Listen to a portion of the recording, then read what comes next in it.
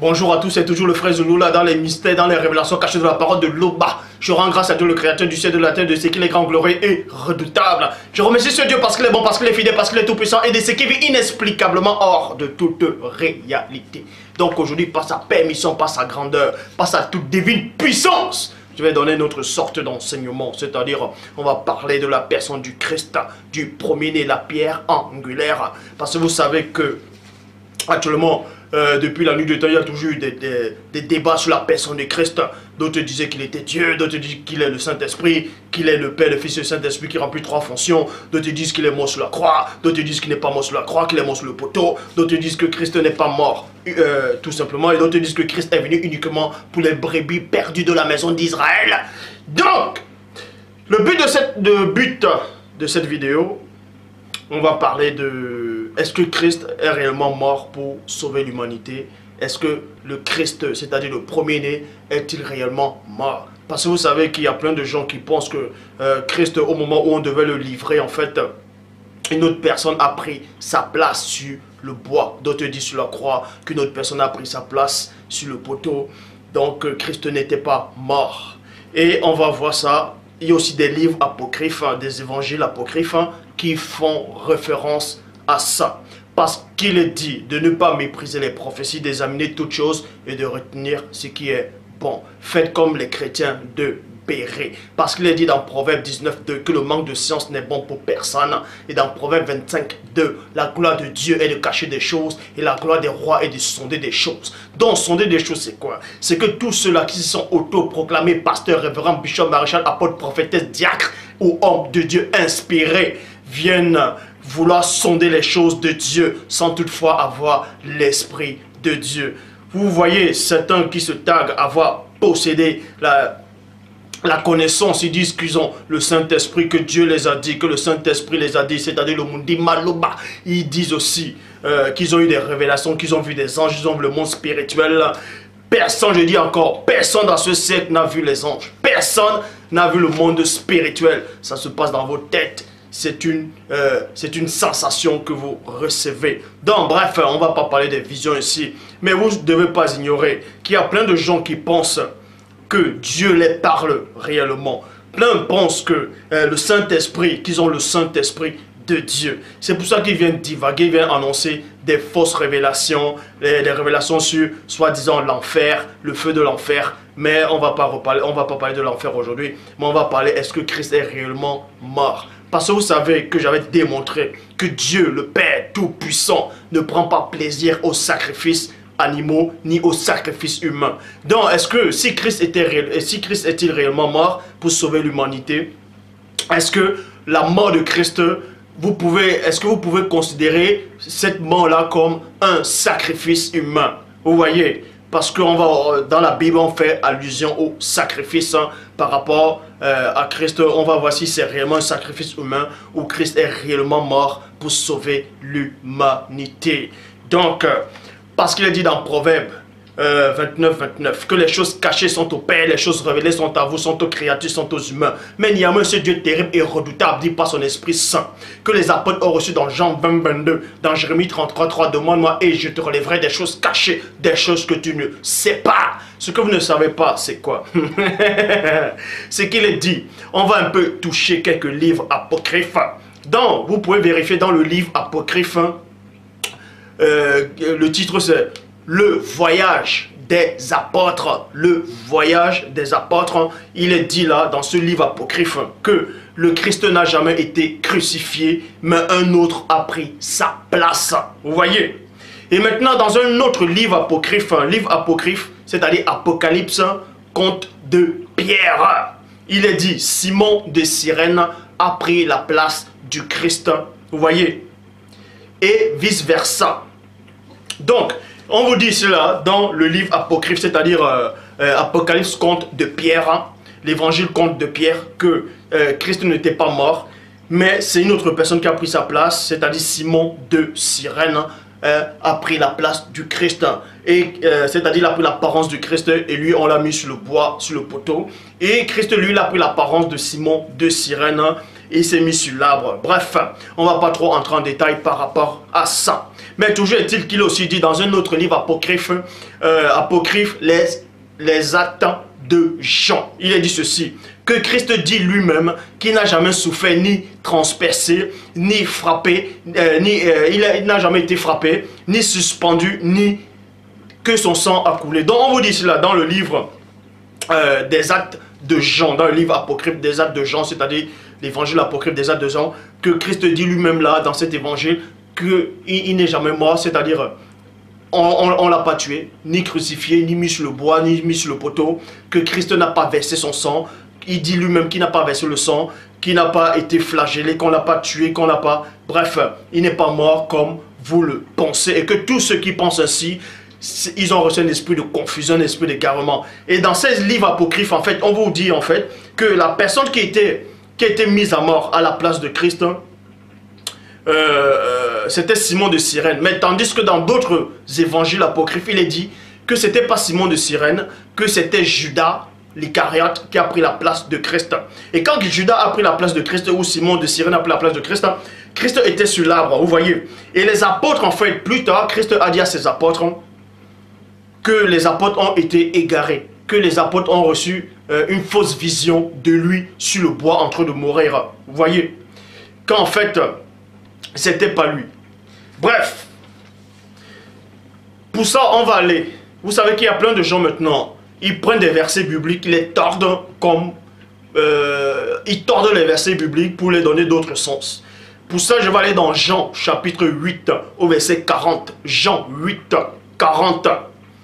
Prennent ce verset pour expliquer, en fait, pour démontrer que Dieu n'a pas envoyé Christ pour que Christ meure pour le péché des hommes, pour sauver l'humanité. C'est pour ça qu'ils prennent dans Jean 8, 40, qui dit ceci. Mais maintenant, vous cherchez à me faire mourir, virgule, moi qui vous ai dit la vérité que j'ai entendue de Dieu. Donc, Christ ici, là, il a conversation, il a changé le mot des phrases avec ceux qui se disaient des juifs. Et Christ, on voulait tuer Christ. Et Christ les a fait comprendre qu'en fait, vous voulez me tuer. Moi qui suis un homme qui vous a apporté la vérité, vous voulez me tuer. Et dans le verset 44, il est dit ceci. Vous avez pour père le diable, virgule, et vous voulez accomplir les désirs de votre père. Il a été meurtrier dès le commencement. Donc en gros, plein explique ce verset-ci que Christ a sorti de sa propre bouche que ces juifs-là voulaient l'assassiner, voulaient le tuer pour accomplir les œuvres de Satan, du diable, les pères. Donc, en prenant ce verset, il vous explique en fait que c'est en voulant tuer Christ, c'est accomplir les désirs du diable. Donc, Dieu n'aurait pas pu envoyer Christ pour que Christ meure. Puisque c'est Satan qui voulait tuer Christ. Pas, en tout cas, pas tous ceux qui croient en lui, par les actes diaboliques. Donc, et ensuite, ils prennent dans Luc chapitre 23 au verset 34 pour expliquer ceci en disant, il est dit, Christ dit, Père, pardonne-leur, car ils ne savent pas ce qu'ils font. Donc je vous pose la question maintenant, à vous qui me regardez ici, je sais que cette vidéo-ci, il y aura plein de vues. Je sais qu'il y aura plein de vues. Bon, donc à toi qui es assis sur ton canapé, qui est assis dans le métro, qui est assis dans ta voiture, qui est assis dans le bus, qui est assis sur ton lit, peu importe où tu te trouves, toi qui es en train de marcher en route actuellement, peu importe dans le pays où tu te trouves actuellement, tu es devant ton light-up, devant ton ordinateur, ton écran ou ton écran plasma, tu es en train de regarder cette vidéo-ci. Moi, j'aimerais te poser une question là actuellement. J'aimerais te poser une question. Explique-moi le verset de Luc, chapitre 23, verset 34. Luc 23, verset 34, où Christ dit, Père, pardonne-leur, car ils ne savent pas ce qu'ils font. Donc, Christ vous dit ici, là, en tout cas, selon Luc, que Christ a parlé, il a crié, il s'est adressé au Père Tout-Puissant, en disant, Père, pardonne-leur. Mais Christ demande de les pardonner, pourquoi? Pardonne-leur de m'avoir tué, ou pardonne-les de m'avoir flagellé, ou pardonne-les de m'avoir mis sur le bois. Si Dieu a réellement envoyé Christ pour que Christ meure, soi-disant d'autres disent sur la croix, sur le bois, sur le poteau. Pourquoi donc ceux qui vont tuer Christ, que ce soit les Juifs avec la complicité des païens, pourquoi en tuant Christ, en le mettant sur le bois, pourquoi Christ demande encore au Père de les pardonner pour cet acte-là qu'ils sont en train d'accomplir, si toutefois Dieu a envoyé Christ pour mourir par là? Est-ce que vous comprenez? Est-ce que vous comprenez? Je sais que le cœur des gens vont battre maintenant. Je sais que plein de gens vont se poser des questions.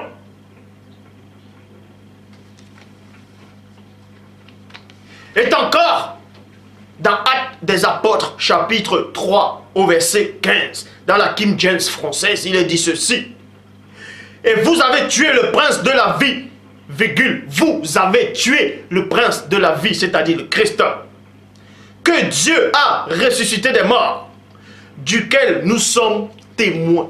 Duquel nous sommes témoins. Vous voyez, verset 17, Bible seconde 21. Maintenant, frères, je sais que vous avez agi par ignorance, virgule, comme vos chefs. Comme vos chefs. Donc l'apôtre ici dit ici là, il s'adressait à ces juifs là, il s'adressait à certaines personnes qui vivaient dans le péché. Ils ont dit à ces gens là que vous avez tué le prince de la vie. Donc si vous lisez tout le contexte, en fait on dit quoi? Qu'ils ont livré le Christ à la main des païens. Et aussi les chefs juifs ont livré Christ pour que Christ meure. Et cette personne là qui marche avec Dieu l'a dit ici, que vous avez tué le prince de la vie, vous avez tué le Christ, vous avez tué le premier-né. Mais, vous l'avez tué, vous avez agi ainsi par ignorance. Vous avez agi ici par manque de discernement. Si donc Dieu a envoyé Christ pour que Christ meure, pourquoi encore blâmer les gens qui ont tué le Christ? Pourquoi les blâmer encore? Pourquoi les dire encore que vous avez agi par ignorance? Pourquoi Christ demande encore à Père, pardonne-leur, car ils ne savent pas ce qu'ils font? Je sais que vous allez me prendre le verset qui dit éloigne-moi de cette coupe, toutefois que ce ne soit pas ma volonté, que ta volonté soit faite. Mais c'est pour cette heure, c'est pour cette coupe-là que je suis venu boire. Vous allez aussi prendre le verset dans Jean qui dit je donne ma vie afin de la reprendre. Personne ne me le lote, je la donne de moi-même, car j'ai le pouvoir de la donner, et j'ai le pouvoir de la reprendre. Tel est l'ordre que j'ai reçu de mon Père. Je sais qu'actuellement, c'est en train de vous bouillonner dans le cœur. Qu'est-ce qu'il est en train de dire? Est-ce qu'il est en train de régner le sacrifice du Fils? Je vous pose juste des questions. Donc, comme j'ai démontré que Dieu ne pouvait à aucun moment, et ne peut à aucun, c'est-à-dire ne voulait pas et n'a jamais pris plaisir au sang versé. Si Dieu n'a pas pris plaisir au sang versé, pourquoi envoyer le Christ pour verser son sang? Est-ce une contradiction? Donc, avant de venir parler des choses spirituelles, avant de parler des choses qui concernent la vie éternelle, qui concernent le premier-né, qui est mon frère, rassurez-vous d'avoir le Saint-Esprit du Père, le Mundi Malouba, et non des sensations.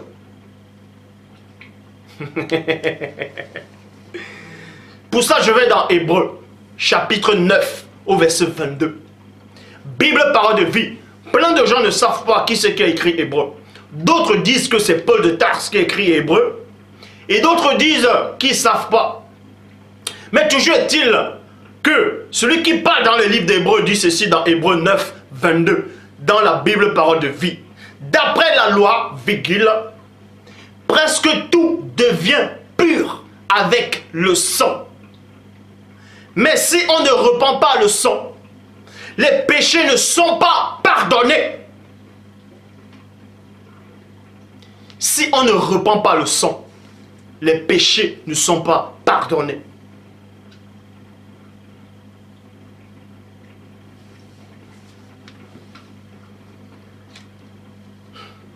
Et encore, dans Hébreux 9, verset 13, Bible parole de vie.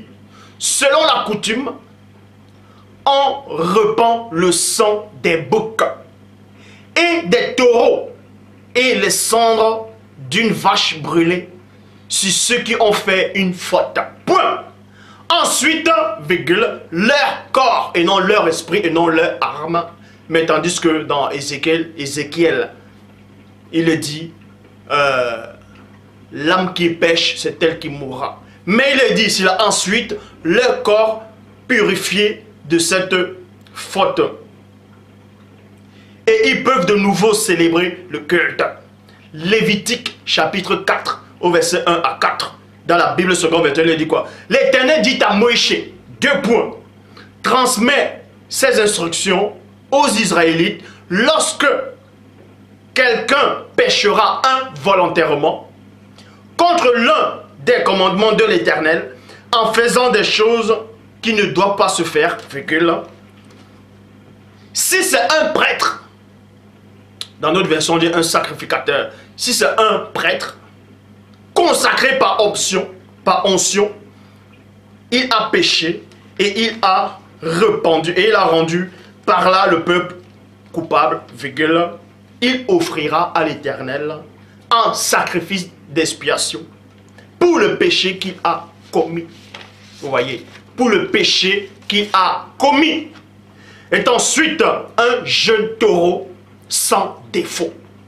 Mais un jeune taureau sans défaut, il amènera le taureau à l'entrée de la tente de la rencontre devant l'Éternel. Il posera sa main sur la tête du taureau et l'égorgera devant l'Éternel. Point. Tandis que, vous voyez, donc, tandis qu'il est dit dans Michée, en gros, dans Lévitique, il était dit que quand le peuple va commettre une faute, quelqu'un du peuple va commettre une faute involontairement, ou le sacrificateur, c'est-à-dire le prêtre, va commettre une faute involontairement, ou en faisant pécher le peuple, il doit offrir des choses en holocauste, c'est-à-dire il doit offrir des animaux en sacrifice.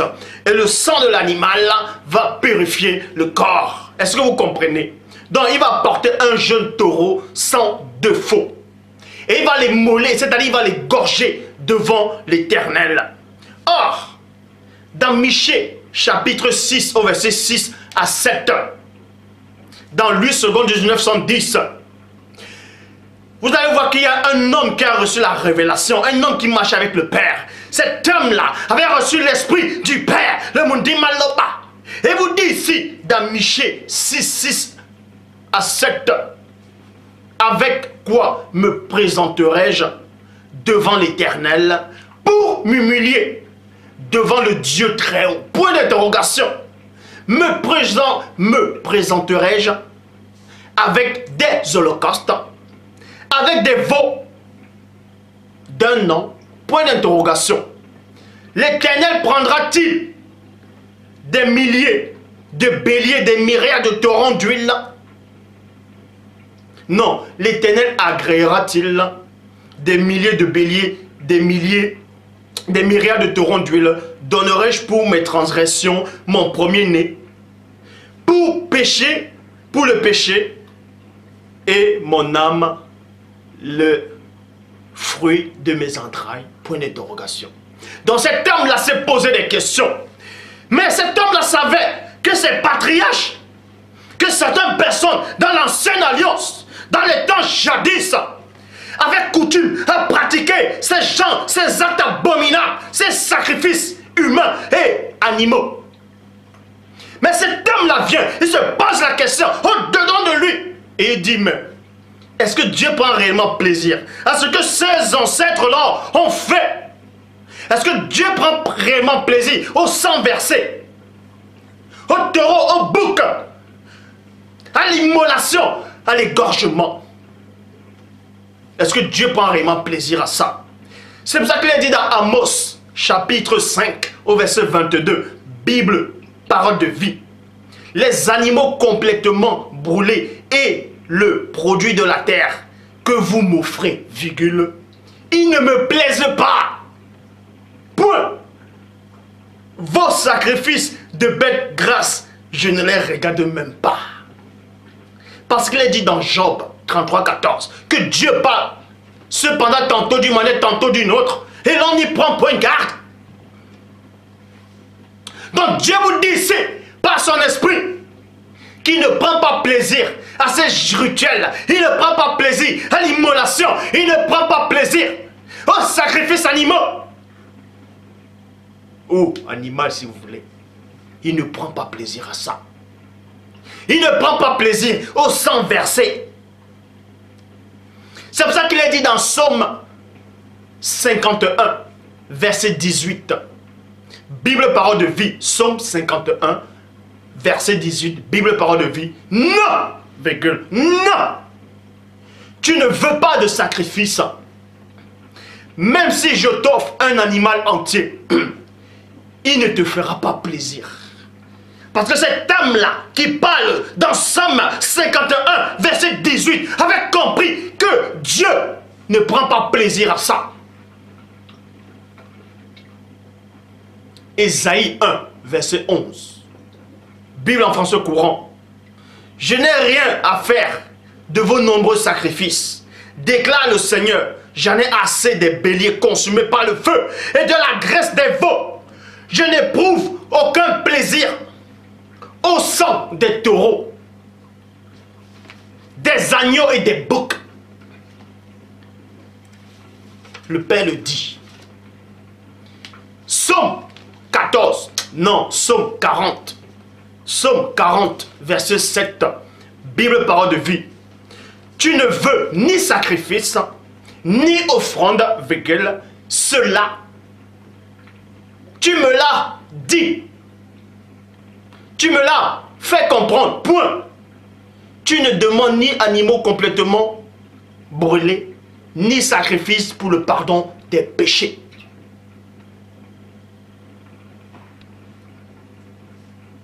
Traduction, Pirote Clama linéaire, dans Psaume 40, verset 6. Mais tu m'as donné des oreilles attentives. Tandis que l'auteur d'Hébreu reprend le passage de Psaume 40 au verset 7. Il vous dit ceci dans Hébreu 10, verset 5. Bible parole de vie. C'est pourquoi au moment où le Christ va entrer dans le monde, il dit à Dieu, deux points. Tu n'as pas voulu de sacrifice ni d'offrande, mais tu m'as formé un corps.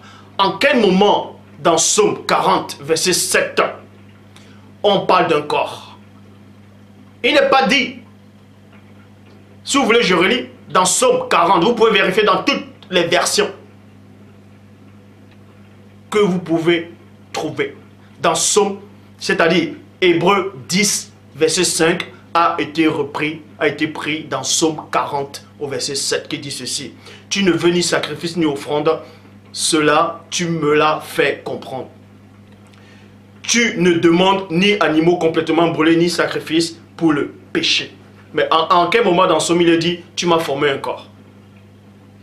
Mais dans Hébreu ici on dit tu m'as formé un corps. Bref, Bible Shoraki, c'est pourquoi venant dans l'univers, il dit sacrifice et offrande, tu n'en veux pas.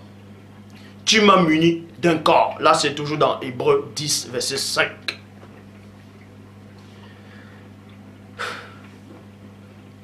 Bon. Hébreu 10, verset 7, il est dit. Bible des peuples. Alors j'ai dit, deux points. Voici que je viens, ô Dieu, car on parle de moi. Dans un chapitre du livre, je viens faire ta volonté. Donc, on va dire ici là que l'auteur d'Hébreu, selon Psaume 40, que ça s'adressait à Christ selon l'auteur de l'Hébreu. Et que Christ dit que Dieu lui a dit que Dieu n'a jamais voulu ni sacrifice pour les taureaux, les moutons, tout cela, ni ces offrandes-là. Mais il a formé un corps à Christ pour que Christ vienne faire sa volonté. Est-ce que vous comprenez? Bon. Et maintenant, vous pouvez aussi comprendre dans un autre sens qui dit que selon la loi, ce sont les prêtres et les sacrificateurs, c'est-à-dire les prêtres qui sont toujours les sacrificateurs, qui offraient des sacrifices pour les béliers, ainsi de suite. Des sacrifices pour le peuple. Et que Christ aussi est venu comme un prêtre, mais un grand souverain sacrificateur. Donc il devait aussi avoir cette fonction-là, d'offrir des sacrifices de béliers et tout ça. Mais Dieu lui a dit, toi, tu ne dois pas faire comme ceux-là ont fait. C'est pour ça que Christ dit, selon Hébreu, mais tu m'as dit que tu ne veux pas ça, ces gens de coutumes-là. C'est pourquoi tu m'as formé un corps pour faire, oh Dieu, ta volonté. Et qu'est-ce que la volonté de Dieu? Est-ce que la volonté de Dieu, c'est que Christ vienne mourir pour l'humanité? Parce que plein de gens vont lire dans Jean 3,11. Dans Jean 3,16. Dieu a tant aimé le monde qu'il a donné son Fils, afin que quiconque croit en lui ne périsse point, mais qu'il ait la vie éternelle. Mais est-ce que dans Jean 3,16, il est dit, Dieu a tant aimé le monde qu'il a donné son Fils pour que son Fils meure? Bon, on va entrer plus en profondeur. Vous allez avoir les explications des éclaircissements. Donc, qu'est-ce que la volonté de Dieu? On vous dit ici là que Christ est venu. Il a pris un corps. Et dans Jean chapitre 6 au verset 38, Nouvelle Bible seconde, il dit, je suis descendu du ciel pour faire, non ma volonté, mais la volonté de celui qui m'a envoyé. Jean 6, 40, Bible du semeur. Oui, telle est la volonté de mon Père, que tous ceux qui tournent leur regard vers le Fils et qui croient en lui possèdent la vie éternelle, et moi je les ressuscite au dernier jour. Donc, montrez-moi alors le verset où Christ dit, celui qui ne croit pas à sa mort, celui qui ne croit pas à sa propre mort, n'a pas la vie éternelle. Montre-moi ce verset-là.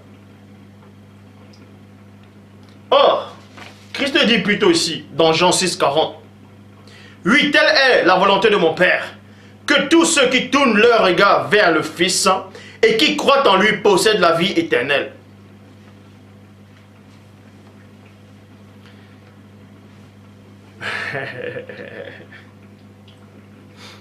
Donc, pour ça, on va plus entrer dans les profondeurs.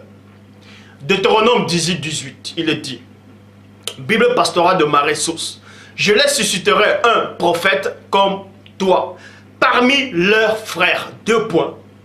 Je lui mettrai mes paroles dans sa bouche et il les fera connaître mes ordres. Donc, il les fera connaître les ordres de Dieu. En fait, quand vous allez connaître les ordres de Dieu et mettre ça en pratique, vous allez être sauvés. Est-ce que vous comprenez? Voilà la véritable histoire. Verset 19. Celui qui refuse d'écouter, celui qui refusera d'écouter et qui dira de ma part, ce qui dira de ma part, je lui redemanderai compte. Ça veut dire quoi? Ça veut dire que vous serez jugé. Donc, la loi dit ici là, que Dieu a envoyé un prophète puissant, comme Moïse, avec les paroles de Dieu dans la bouche de ce prophète. Et que ce prophète-là va annoncer ce que Dieu veut. Et celui qui n'écoutera, c'est-à-dire celui qui va écouter ce prophète-là, vous allez comprendre qu'il sera sauvé. Dieu n'a pas dit là que je vous enverrai un prophète. Vous devez croire à sa mort et là vous serez sauvé. Mais vous devez croire aux paroles qu'il vous dira.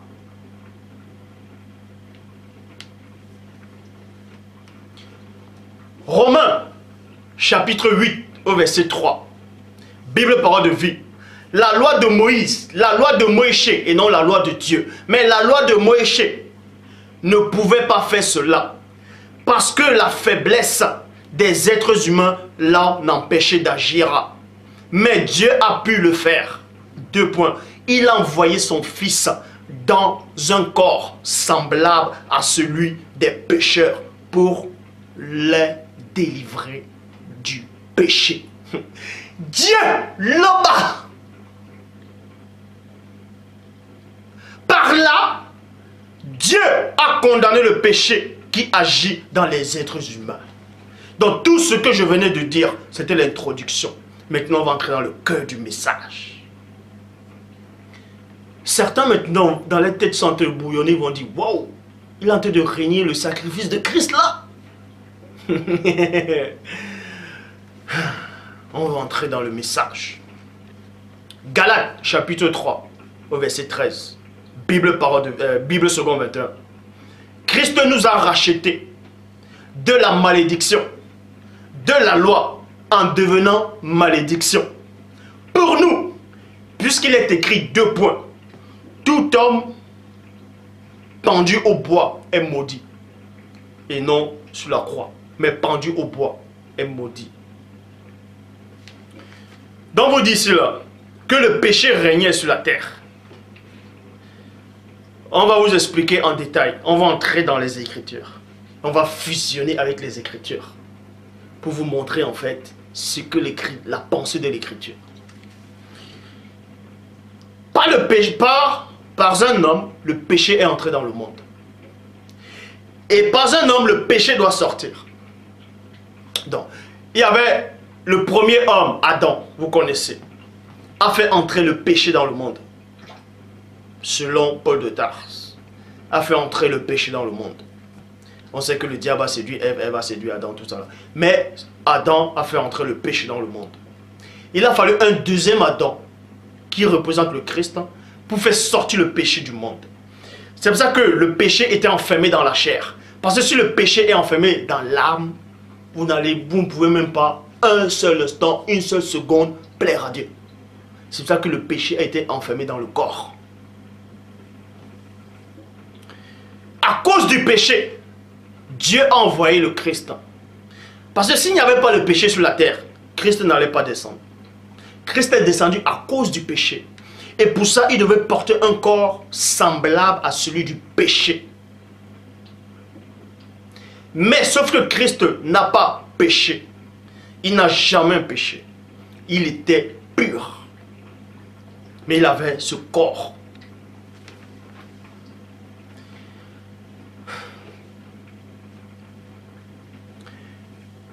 Donc, Adam, le premier Adam égale chute. Le deuxième Adam, qui est Christ, égale rachat.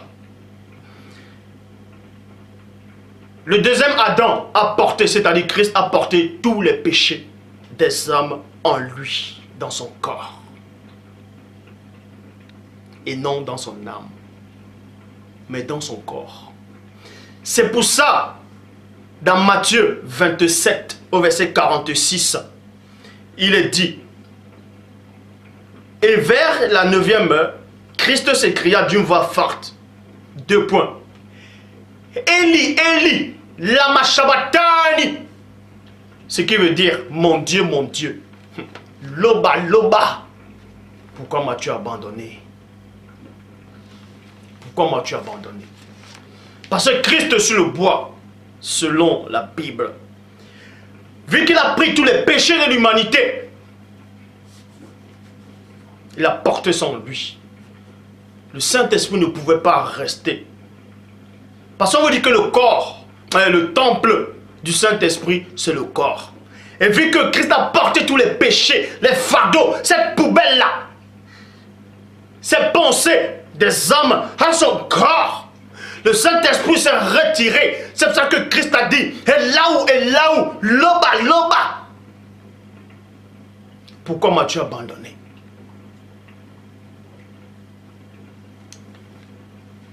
Certains vont penser maintenant que quand Christ était sur le bois,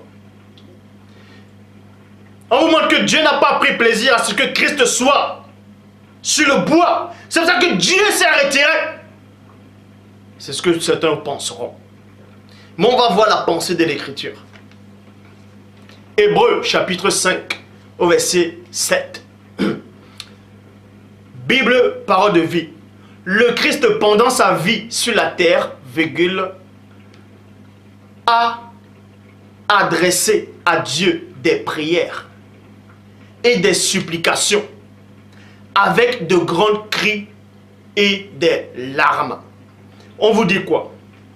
Que Christ pendant sa vie sur la terre, et non seulement pendant ou au moment où il était sur le bois, mais pendant sa vie sur la terre, pendant son ministère, on vous dit ici qu'il priait, il suppliait le Père. Là, c'est après avoir porté les péchés de l'humanité. Quand il est venu, quand il a porté. Et Dieu l'a écouté parce qu'il était fidèle, parce qu'il est resté fidèle. Pourquoi? Maintenant, on va vous poser la question. Dans d'autres passages, on dit, je voyais l'agneau immolé. Pourquoi Christ est venu comme un agneau? Puisque dans l'Ancien Testament, on vous a montré que Dieu n'a jamais pris plaisir au sacrifice des agneaux. Dieu n'a jamais pris plaisir au sang versé. Dieu n'a jamais pris plaisir qu'on égorge les moutons, qu'on égorge les agneaux, les boucs, tout ça.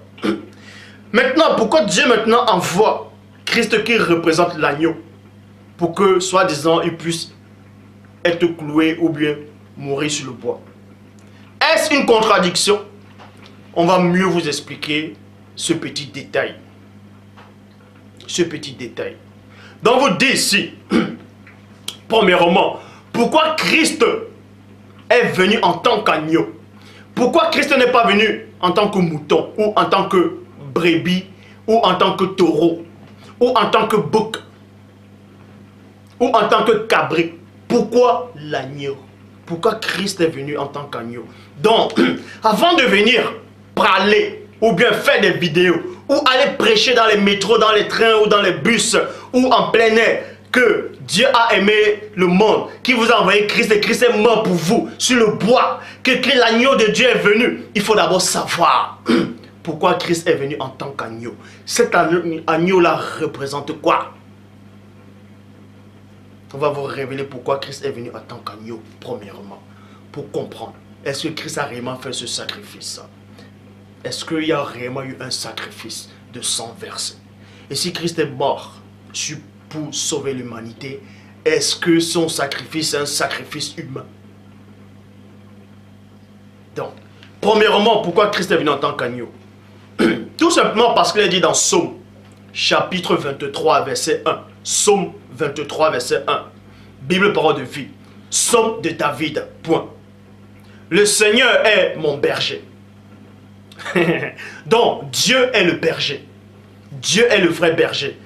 Même si Christ, il est aussi dit dans Jean 10 que Christ est le bon berger. Il n'y a pas qu'un seul berger, il y a plusieurs bergers. Mais Dieu est il est le Dieu de berger, il est le bon berger. Dieu est le berger. Pourquoi? Psaume 23, verset 1. Psaume de David, le Seigneur est mon berger. Berger, c'est quoi? C'est personne qui garde les moutons, les brebis, les agneaux, ainsi de suite.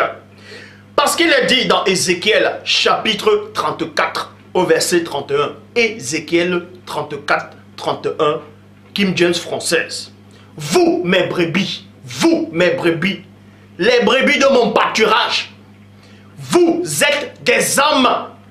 Je suis votre Dieu, virgule, dit le Seigneur, là-bas. Vous devez comprendre ici que le peuple d'Israël, les patriarches, sont le troupeau de Dieu. Et Dieu est le berger. Et le peuple d'Israël, ce sont des brebis. Ce sont les brebis dans le troupeau. Ce sont des brebis dans le troupeau. Et une brebis, c'est quoi? Une brebis, c'est quoi? La brebis, vous tapez la définition d'une brebis, c'est quoi? C'est la femelle du mouton. La brebis est la femelle du mouton. Et l'agneau est le petit d'une brebis. Donc, c'est pour ça que Christ est venu en tant qu'agneau. Parce que Marie elle-même, qui a mis le Christ au monde selon la chair, elle-même était une brebis d'Israël. Donc, Marie qui représente une brebis ne pouvait pas accoucher une brebis. Elle ne peut qu'accoucher un agneau. Donc, quand Christ vient en tant qu'agneau, c'est parce que ses pères, selon la chair, ses ancêtres, ce sont des brebis. Donc, il devait venir en tant qu'agneau, comme l'enfant de ses ancêtres. C'est pour ça qu'il dit qu'il est le fils de l'homme. Premièrement. Donc, si on vous dit que pourquoi Christ est venu en tant qu'agneau, pourquoi on dit l'agneau de Dieu? Tout simplement parce que le peuple de Dieu, ce sont des brebis. Vous voyez? Ce sont des brebis. Et parmi ces brebis-là, il y a une brebis qui a mis au monde un agneau. C'est pour ça que Christ est venu en tant qu'agneau. Ça, c'est d'abord la vraie signification de l'agneau de Dieu. Premièrement. Donc, avant de venir parler de Dieu, rassurez-vous que vous avez le Saint-Esprit avec vous. Premier point, Christ est venu en tant qu'agneau parce que Marie était une brebis. Et l'enfant de la brebis, et l'enfant d'une brebis, c'est l'agneau. Premier point. Donc, Christ en venant en tant que brebis, en tant qu'agneau plutôt, il doit se dépouiller de sa condition d'avant. Parce que plein de gens régner la divinité du Christ. Régner la divinité du Christ, ce n'est pas dire que Christ n'est pas Dieu. Ça, ce n'est pas régner la divinité du Christ. Régner la divinité du Christ, c'est de dire que Christ n'a jamais eu une existence avant de venir sur la terre. Ça, c'est régner sa divinité. Régner la divinité de Christ, c'est dire que Christ, c'est un simple prophète, qu'il est né comme les autres hommes, excepté que Marie n'a pas connu d'homme quand il a mis Christ au monde. Bon. Philippiens, chapitre 2, au verset 7. Dans la Bible, parole de vie, il dit quoi? Mais tout ce qu'il avait, il a laissé. Il s'est fait serviteur. Il est devenu comme les hommes. Et tous voyaient qu'il était bien un homme. Donc on vous parle du dépouillement du Christ. Christ avant, il existait en tant qu'esprit pur. En tant qu'esprit pur. Et en venant, il s'est dépouillé. Je ne veux pas vous parler de ce dépouillement. J'ai déjà fait une vidéo sur ça. Donc Christ est venu en tant qu'homme. Et il est venu en tant qu'homme sur la terre. Il était 100% homme sur cette terre. Mais dans le plan spirituel, il représentait l'agneau. Est-ce que vous comprenez? Il représentait cet agneau. Il représentait l'agneau. Bon. En tant qu'agneau, dans Hébreux chapitre 2 au verset 14, Bible parole de vie, ces enfants-là ont quelque chose en commun. En parlant du peuple, tout ça là, quelque chose en commun. Ce sont des êtres humains. Point. L'esprit du mal avait le pouvoir de les faire mourir. À cause de cela, virgule, Christ lui aussi est devenu un être humain pour enlever sa force à l'esprit du mal en mourant lui-même. Donc Christ est descendu pour enlever la puissance de la mort, pour enlever la clé de la mort entre les mains du chérubin jadis ouin. Pour ça, il devait mourir. Est-ce que ça veut dire qu'en mourant, ça contredit ce que Dieu disait par rapport au sacrifice? Non. Non. Comprenez maintenant que je ne suis pas là pour régner le sacrifice de Christ. Je vais juste vous expliquer comment ça a eu lieu. Comment ça s'est passé. Premièrement, dans le plan spirituel, dans le plan astral et dans le plan physique. Donc, Christ est descendu. Christ est descendu pour prendre les clés à la puissance occulte. Pour enlever la puissance de la mort qui régnait. L'esprit du mal régnait, c'est-à-dire régnait sur les âmes. Et Christ est venu arracher cela. Mais en arrachant cela, il est mort. Et pourquoi il est mort? Pourquoi Christ ne pouvait-il pas enlever le péché des hommes et puis repartir? C'est-à-dire et puis faire disparaître ce péché-là et repartir. Pourquoi il devait obligatoirement mourir? C'est la question que vous devez vous poser. Et plein de gens ne comprennent pas cette signification-là, le pourquoi Christ est réellement mort. D'autres vont dire que Dieu a envoyé Christ pour que Christ meure. Et plein de gens actuellement sont dans la confusion, disent mais si Dieu est tellement bon, pourquoi il envoie quelqu'un mourir? Pourquoi il envoie un innocent mourir de telle façon? Bon, je dis encore, Dieu ne prend pas plaisir au mal. On va vous expliquer ces choses. Jean chapitre 1 au verset 29. Jean 1, 29, il est dit, le lendemain, virgule, il vit Christ venant à lui et il dit, voici l'agneau de Dieu qui ôte le péché du monde. Voici l'agneau de Dieu qui ôte le péché du monde. Jean le Baptiste a vu Christ, il a vu l'humain. Les autres gens voyaient l'humain, mais dans le plan spirituel, Jean-Baptiste a vu l'agneau. Il a vu cet agneau-là, cet esprit pur qui s'est débrouillé, qui est venu sur la terre en tant qu'agneau. Il a dit, voici l'agneau de Dieu qui ôte le péché du monde. Or, dans l'Ancien Testament, pour que l'agneau ou les moutons, les brebis, ou les taureaux, ou les boucs ôtent le péché, ils vont absorber le péché, mais il faut qu'ils meurent. Donc, Christ vient en tant qu'agneau. Est-ce que Dieu a dit à Dieu, est-ce que Dieu a dit à Christ, descend en tant qu'agneau et meurt? Pas tous les péchés et meurt. Est-ce que Dieu a dit ça? Montre-moi le verset où Dieu a dit ça. Je dis bien où le verset où Dieu lui-même a dit ça. Parce que quelqu'un va venir écrire, ouais, Dieu l'a envoyé pour ta. Dieu veut que ça soit écrit mot pour mot. Bref, Jean 10, 11. Christ dit, je suis le bon berger, point. Donc Christ vient en tant qu'agneau. Et en même temps, il est aussi venu en tant que souverain sacrificateur, c'est-à-dire qui représente le berger. Et nul n'est semblable, c'est-à-dire nul ne peut être comparé à Christ, parce que Moïse lui-même était un berger. C'étaient tous des bergers, les patriarches qui surveillaient le troupeau. Mais Christ lui était le bon berger. Pourquoi le bon berger? Parce qu'il n'y avait pas de faute en lui. Donc il était le bon berger. Écoutez attentivement. Je suis le bon berger.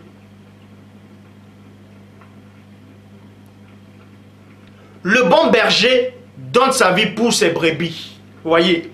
Donc, il avait deux facettes spirituelles. Il avait la facette en tant qu'agneau. Il avait aussi la facette en tant que berger. Et il dit ceci, que le bon berger donne sa vie pour ses brebis. Pourquoi il donne sa vie pour ses brebis? Pourquoi Abel qui était berger n'a pas donné sa vie pour ses brebis? Pourquoi il a tué ses brebis? Mais Christ dit qu'il est le bon berger, il donne sa vie pour les brebis. Pourquoi il donne sa vie? Ça signifie quoi? Est-ce en donnant sa vie, c'est un suicide? Parce que celui qui décide qu'il va mourir pour telle cause, c'est considéré comme un suicide? Ou bien? C'est une question que je pose. Est-ce un suicide? Ou bien? Pourquoi il va donner sa vie pour ses brebis? On va vous expliquer le pourquoi. Est-ce réellement un sacrifice humain? Donc, Psaume 37, comprenez que Christ étant bon berger, on va vous ouvrir, on va entrer dans le plan spirituel pour comprendre le véritable sacrifice de Christ. Pourquoi Christ est-il mort? Est-ce que son sacrifice est-il un sacrifice humain? On va entrer dans le plan spirituel maintenant. Regardez cette image dans votre tête. Christ représente le bon berger. 1. Il est le berger. Il doit surveiller les brebis. 2. Il est l'agneau. Et l'agneau, en tant qu'agneau, il doit se sacrifier, c'est-à-dire absorber les péchés des autres et mettre ça en lui. Vous allez comprendre le mystère. C'est pour ça qu'il est dit dans Psaume 37 au verset 32, Bible parole de vie. Les gens mauvais attendent celui qui obéit à Dieu. Ils cherchent à le faire mourir. Donc, dans cette version-ci, dans la Bible parole de vie, dans Psaume 37 au verset 32, il est dit, les gens mauvais attendent. Le mot attendre, celui qui obéit à Dieu, et ils cherchent à le faire mourir. Donc ils attendaient, parce que selon la prophétie, quelqu'un de différent allait entrer dans le monde, Même les mages ont vu l'étoile. L'étoile, l'astre de Yukuma, va entrer dans ce système. Et on savait que celui qui allait venir était quelqu'un de spécial. Il allait ôter le péché du monde. Il allait être plus grand qu'Adam. Donc, et on vous dit ici que les gens mauvais attendaient cet homme-là pour le faire périr, pour le faire mourir. C'est pour ça qu'il est venu en tant qu'agneau. Il est venu en tant que berger. Donc, en tant que berger, il surveillait son troupeau. Remarquez que Christ surveillait son troupeau, les brebis. Et les loups, ces gens-là, avaient les yeux braqués sur lui. Il observait. Dans la Bible de la Colombe, il dit, le méchant épie le juste et cherche à le faire mourir. Dans Bible Parole de vie, dans Psaume 37, verset 32, ils attendent celui qui va plaire à Dieu pour le faire mourir. Or, dans Bible de la Colombe, il dit, le méchant épie le juste. Donc, quand il vient, maintenant on l'épie.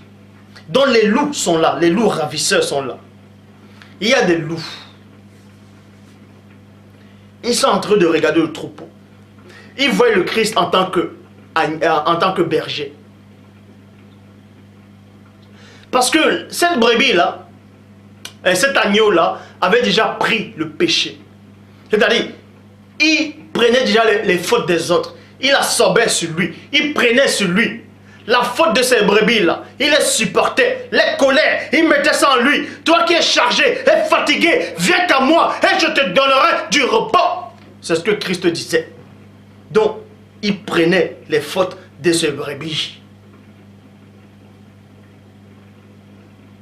Et en même temps, il les guidait en tant que berger. Et les loups ravisseurs ont vu cet agneau, ont vu cette brebis, ont vu ce berger. Et voilà ce qu'ils disent dans Job, chapitre 19 au verset 11, Bible des peuples. Il déchaîne sur moi sa colère. Il me traite en ennemi. Donc, l'ancien jadis chérubin ouin, Satan, a traité Christ comme son ennemi. Il a vu que quelqu'un de différent est venu sur cette terre. Il a dit, voilà un rival dangereux. Voilà un adversaire. L'adversaire qui n'a rien à perdre est le plus terrifiant de tous les adversaires. N'oubliez jamais cela. Donc, dans la Bible du semeur, il dit, contre moi, il déchaîne le feu de sa colère. Il me considère comme son adversaire. Et adversaire, c'est rival. Donc, Christ est venu sur cette terre. Et Satan l'a considéré comme son rival, comme son adversaire. Pourquoi? Pourquoi? Satan l'a considéré ainsi. Mais pourquoi? Parce qu'il est dit dans Job, chapitre 18, au verset 13. Job 18, verset 13. 8 secondes 1910. Les parties de sa peau sont l'un et l'autre dévorés. Ses membres sont dévorés par le premier-né de la mort. Vous devez comprendre ici spirituellement que Satan, l'ancien jadis chérubin ouin, le Chétan, est le premier-né de la mort. Et Christ est le premier-né de la vie. C'est pour ça que, pourquoi Dieu n'aurait-il pas envoyé un ange pour venir mourir pour vous? Parce que Dieu ne tâtonne pas. Dieu n'aime pas le désordre. Dieu a plein de fils. Pourquoi il n'a pas envoyé d'autres fils pour venir mourir? Pour, soi-disant, vous qui dites qu'on a envoyé Christ pour mourir pour vous. Pourquoi Dieu n'a pas envoyé d'autres fils pour ce que Christ a accompli? Vous devez comprendre que Satan n'est pas, je dis et je pèse mes mots, Satan n'est pas le premier être spirituel parmi l'hierarchie angélique, chérubin, ainsi de suite, non. Mais Satan est le premier-né de la mort. Maintenant, il fallait l'équivalent. Il fallait le contraire du premier-né de la mort. C'est pour ça qu'on a envoyé le premier-né de la vie. Parce que Dieu ne t'attend pas. Christ dit, si on fait 1000 avec toi, fais-en 2000. Donc, en faisant 1000, Satan est le premier-né de la mort. Donc Dieu faisant 2000, il donne aussi le premier-né de la vie. Job 19, verset 12, on vous dit, ces troupes viennent en masse. Elles se sont frayées un chemin jusqu'à moi. Ils ont dressé leur champ, les camps autour de ma tente. La tente qui représente aussi un corps. Donc, Satan a envoyé sa troupe. Satan a épié le Christ.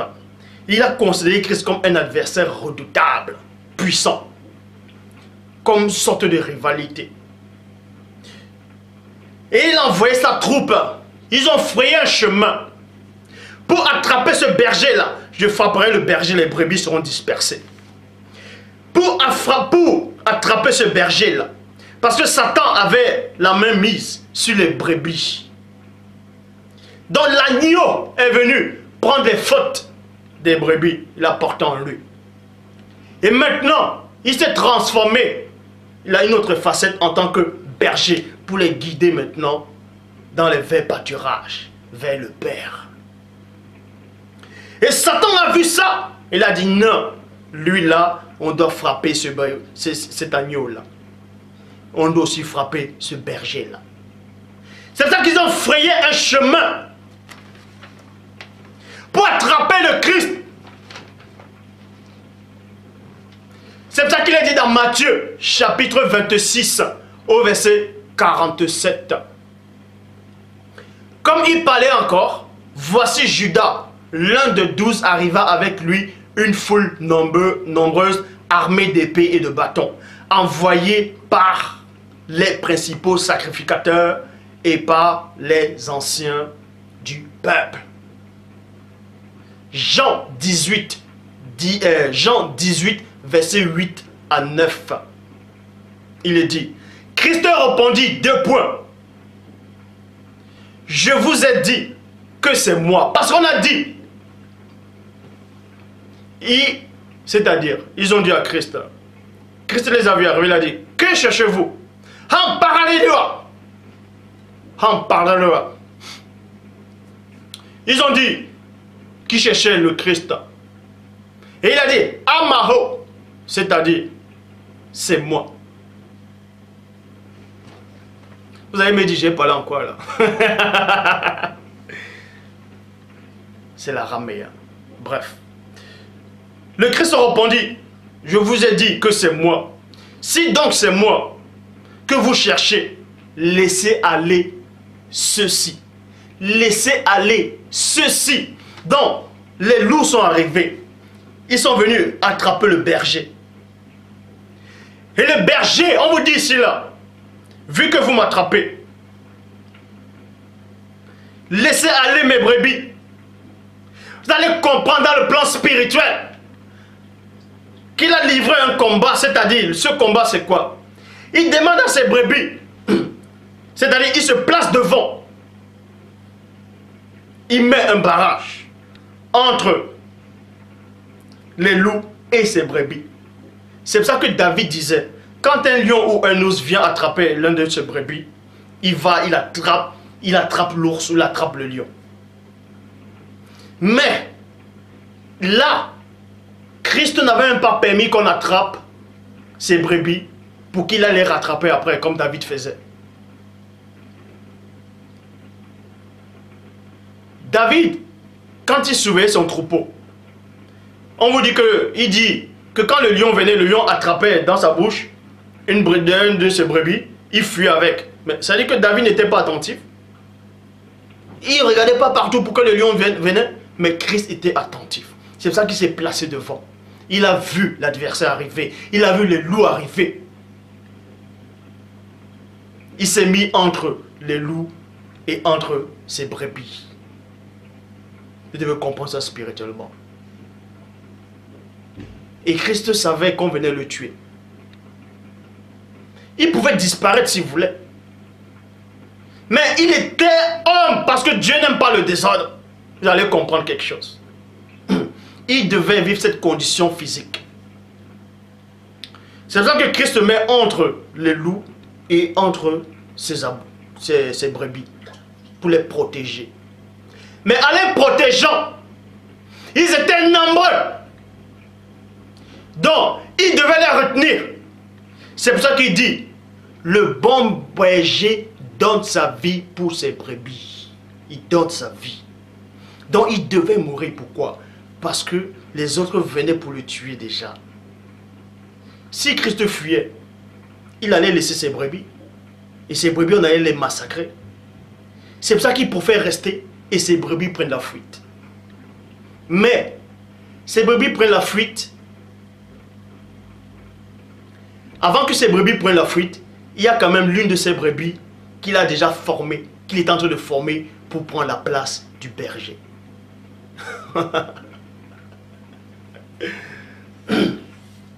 Donc, Christ se place là pour les protéger en tant que berger.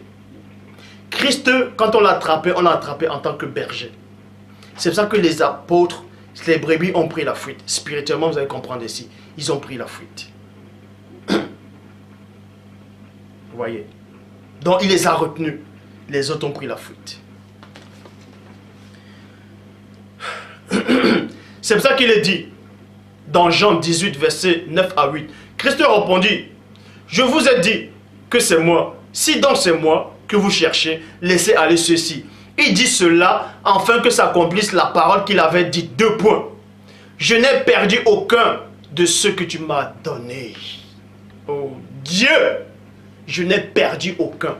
Pour que Christ ne puisse pas perdre aucun de ce que Dieu lui a donné par rapport à la prière sacerdotale, il a fallu qu'il se sacrifie lui-même pour honorer sa parole devant le Père. Parce que Samuel a dit que l'obéissance à la parole de Dieu est plus important que vos sacrifices, vos moutons là. Donc Christ devait honorer sa parole. Qu'il n'a perdu aucun de ce que le Père lui a donné. Donc il devait se mettre là devant. C'est pour ça que les brebis ont pris la fuite. Ils ont été sauvés, ils ont pris la fuite. Donc il n'a perdu aucun. Dans d'autres passages, on dit, et c'était le fils de perdition. Bref, il n'a perdu aucun. Il savait de qui il parlait. C'est pour ça qu'on l'attrape en tant que berger. On allait le juger en tant que berger. Maintenant, il dit. Donc, Christ a donné sa vie pour ses brebis.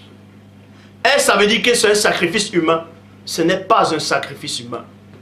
Puisque le choix était là, il n'avait pas ce choix. Parce que quand il dit, Père, éloigne-moi de cette coupe.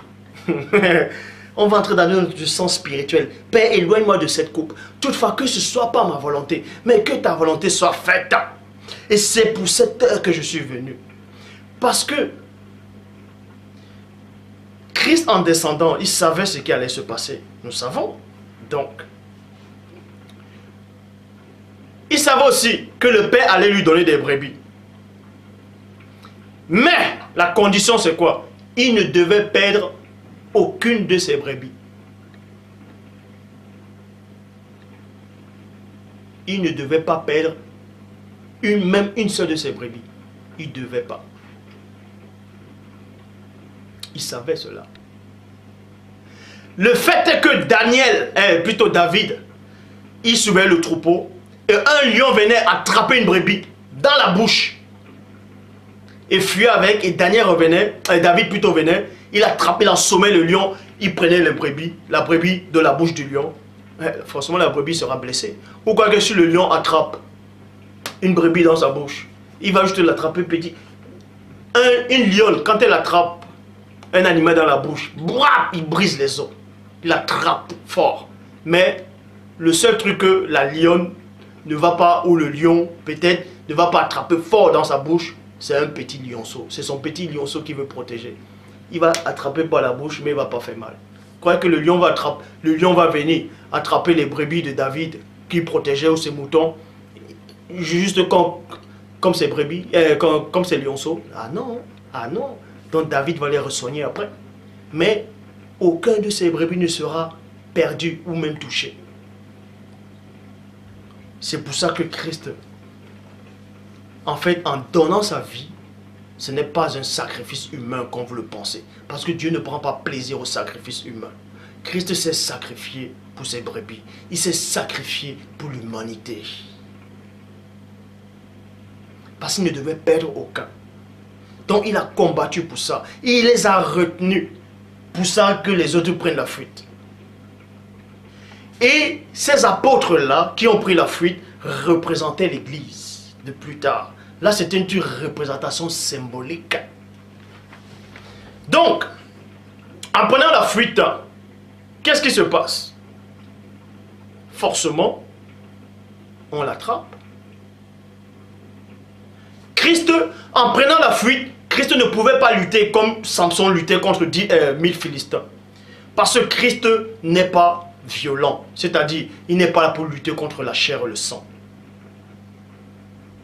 Il n'était pas là pour lutter contre la chair et le sang. C'est pour ça que Christ ne pouvait pas utiliser cette force physique pour les frapper tous. Ces soldats, tout ça là. Non. On devait... Parce que là, c'était... Dieu ne tâtonne pas. Donc, c'est pour ça que on l'a attrapé. On l'a attrapé. On l'a attrapé. Il ne devait pas lutter. Parce que tous les jours, il prêchait sur ça. Ne faites pas ça, ne luttez pas contre la chair et le sang. Il a même dit à Pierre quoi? Ne fends pas le air. Et qu'est-ce que tu fais? Ne fais pas ça. Donc, il retient d'abord il retient les loups et les brebis prennent la fuite. Les brebis prennent la fuite. Ça ne veut pas dire qu'ils vont prendre la fuite, ils vont aller se disperser partout à gauche, à droite. Non, ils vont tomber dans le ravin. C'est qu'ils connaissaient au moins où ils allaient demeurer. Ces brebis, ils savaient où ils allaient partir. Bref.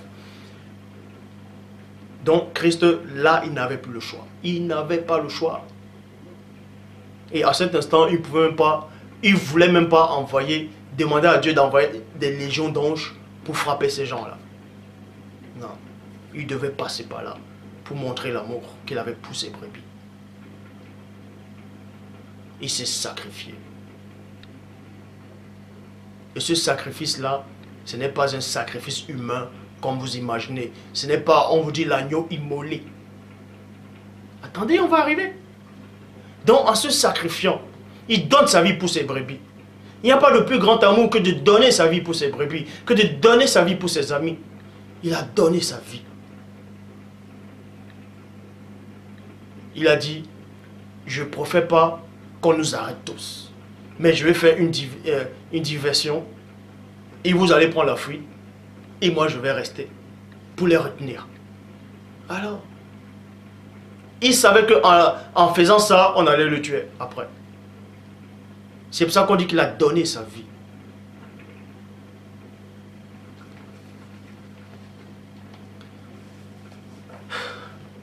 Hébreux chapitre 12 au verset 24. Traduction. Période Clama Eliénaire. Le médiateur de la nouvelle alliance et du sang.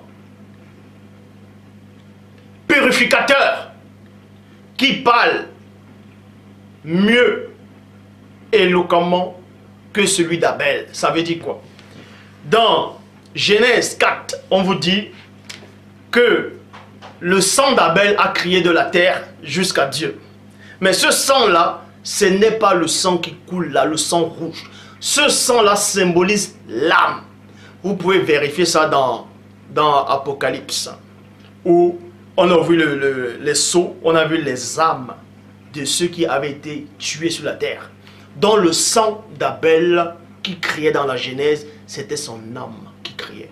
Donc, quand on vous dit ici, là, dans Hébreux 12, 24, le médiateur de la nouvelle alliance est du sang purificateur. Donc, le sang, quand on dit le sang de Christ a versé, que le sang du Christ purifie, que le sang du Christ, il n'y a pas de pardon du péché sans infusion de sang. Ça veut dire quoi? Le sang du Christ représente son âme. Est-ce que vous comprenez? On va vous expliquer cela. Le sang, c'est l'être. L'être. Et Christ a sacrifié, s'est sacrifié. Donc il a donné son être. Et son être était innocent, son sang était pur. Et ce sacrifice-là ne pouvait que purifier les autres brebis qui vont venir à Christ. On va mieux vous expliquer cela. 1 Jean, chapitre 1, verset 7. 1 Jean 1, 7. Mais si nous marchons dans la lumière, comme il est lui-même lumière, nous sommes mutuellement en communication. En communion. Et le sang de Christ son Fils nous purifie de tout péché.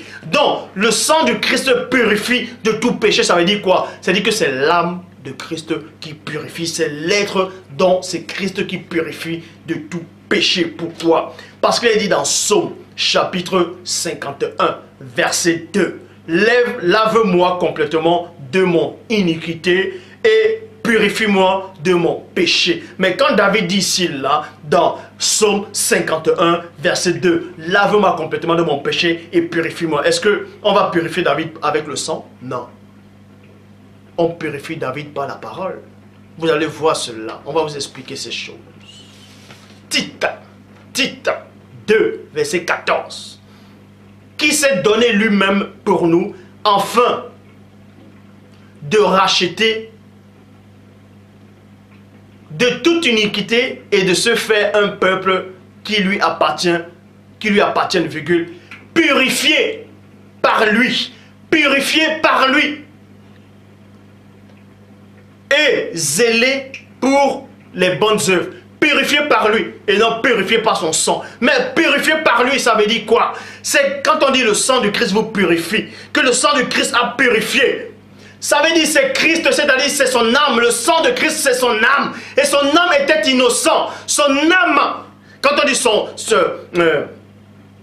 on dit le sang du Christ a coulé, c'est son âme qui est sortie. C'est une représentation symbolique. Dans le plan spirituel, on voit l'âme. Dans le plan astral, on voit l'âme. C'est pour ça qu'Abel, on dit que le sang, voici la voix du sang de ton frère crie de la terre jusqu'à moi. Ce n'est pas le sang. Le sang, quand le sang coule, le sang est rouge. Le sang n'est pas conscient. Le sang représente l'âme. C'est pour ça qu'il est dit dans Marc, chapitre 1, verset 40 à 41. Marc 1, 40 à 41. Un lépreux vint à lui. Vint à qui? À Christ. Et se jeta à ses genoux, en genoux plutôt, il lui dit d'un ton suppliant, 2 points, si tu veux, tu peux me rendre pur. Et Christ, ému de compassion, étendit la main et le toucha et dit 2 points, je sais qui? C'est l'âme. Je sais quoi? C'est la conscience, c'est l'être.